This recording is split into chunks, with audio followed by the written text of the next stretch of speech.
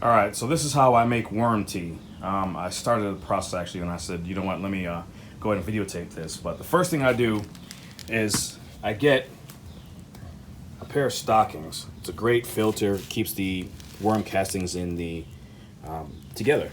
So what I do here, I actually had one stocking here. I took it and I cut it in half. So this time I used the bottom half. So there's already sealed side. I filled it up with worm castings, about 3 or 4 handfuls here. If I wanted to use this one, I just tie a knot on this end, fill it with worm castings, and then tie this end, and this is what you get. All right. So I make them in 5-gallon buckets, 5 gallons worth of worm tea. So what I do now is have my 5-gallon bucket of water. This is regular tap water, but you have to let it sit in the sun for at least 24 hours to burn the chlorine out of the water. You don't want it chlorinated, so just give it 24 hours in the sun, and the water will be ready to go if you don't have rainwater, and if you're using tap water. All right. Next thing I have here, before I had a 120 volt bubbler, fish tank bubbler, but I went online, found this for cheap, 12 volt. So I use it with my batteries, with my solar panels.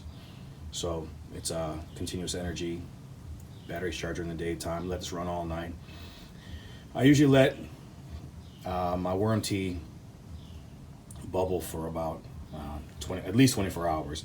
But what I've done before is I go into my worm castings with my worms, and sometimes I don't even filter the worms out. I'll just leave them in there. I may pick out the bigger ones and put them aside, but I usually just leave the worms in there. Reason being, worms are mostly made of water and they need oxygen.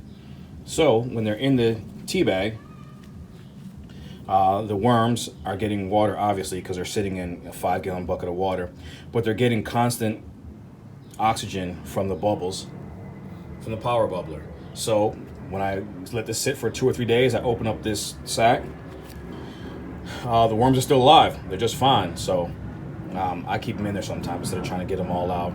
And then I just transplant this bag here into my soil. And sometimes I'll plant with this actual bag. There's not going to be many nutrients left in it because it's all been put out in the worm tea. All right. So next up, you'll need molasses or syrup.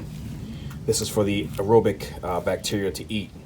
So I use about a teaspoon of this, put it directly in my 5-gallon bucket, and let the power bubbler aerator separate it and make it a mixture. Like I said, I let this sit for 24 to 40 hours brewing the worm tea, and that really gets the bacteria, the oxygenated good bacteria that you need.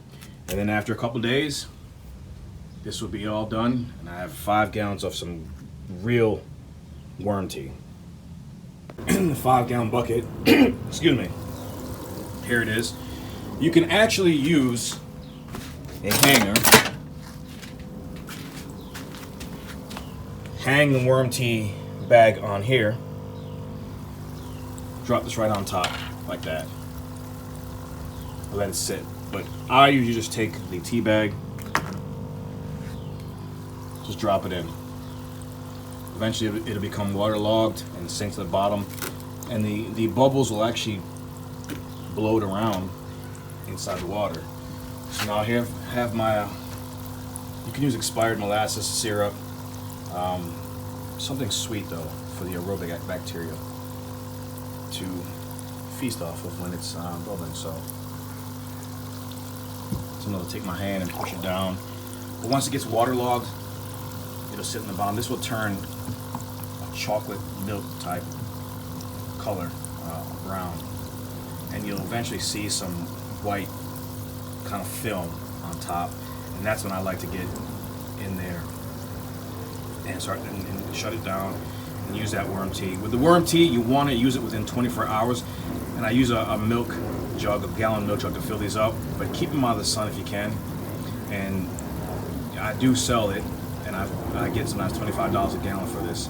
But it's a long process as far as getting the right worm castings and getting this all set up. So you can make a little bit of money off of it, but it's great for your garden. What I'll do after this, and I'm done with the letting it aerate, I get a Powerade or a Gatorade quart, and I actually pour about a quart on each plant at the base. And you can also spray it, put it in a sprayer and spray the leaves, because bugs hate it. And there's no smell to it, but it's a great pesticide as well.